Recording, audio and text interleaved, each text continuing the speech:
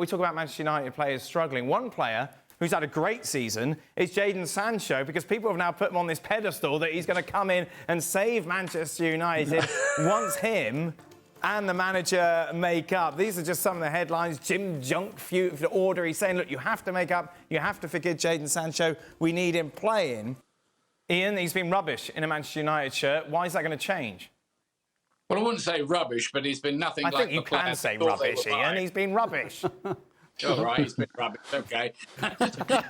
we can argue about the description, but he hasn't done it. So I'm not quite sure what it's based on, really. The thought that suddenly he's going to suddenly come into the team and it's all going to take off and everything will be fine again. I mean, the fact with United, it has been that for a decade now, the club has been in decay, not won a title in that time, some cups along the way. But, you know, there's been a feeling when Ed Woodward was in charge that it was a successful operation commercially, but on a football standing way behind the elite clubs of Europe, way behind what Manchester United should be. And the team is way behind at the moment as well. It's the worst start for half a century or more. So, you know, there's a lot to be done. Maybe this guy, Sir Jim Ratcliffe, maybe the operation will become,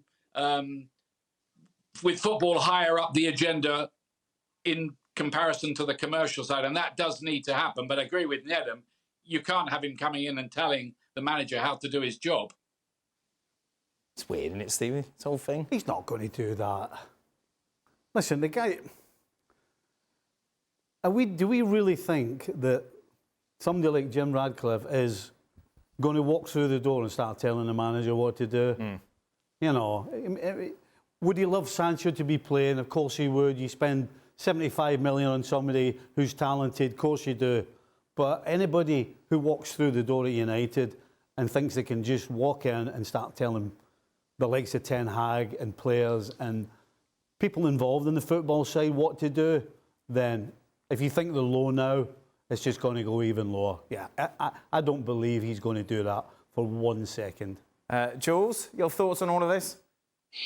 Yeah, I agree with Stevie. And with the boys in general, I don't think this is the case. However, I think that PR-wise is good in a way to show a bit of love to Jadon Sancho. And I think this is the idea very much of this breaking news. And clearly, there's too many newspapers running this story to show you that this is something that the club has briefed. And I think in a way you protect Sancho. You know that a few clubs are interested, getting him on loan.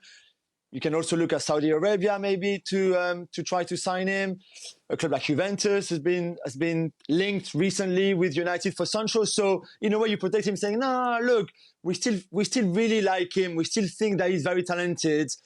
But now, hey, why not maybe playing him again?" And actually, you just protect the value of the player, and you're listening to every offer, and you're probably already negotiating with somebody to take him away on loan, because really, you know that it's not going to be so easy to fix this argument between Ten Hag and Sancho. Otherwise, it would have been fixed already. I mean, Ten Hag is not stupid. If this incident it's been possible to sort it out, Ten Hag would have done it, and Sancho now will be back in the squad, potentially playing, potentially starting for this team. The fact that he's still training on his own at Carrington with no contact with the first team, whether you agree or not with the sanction that he's facing, that's another debate.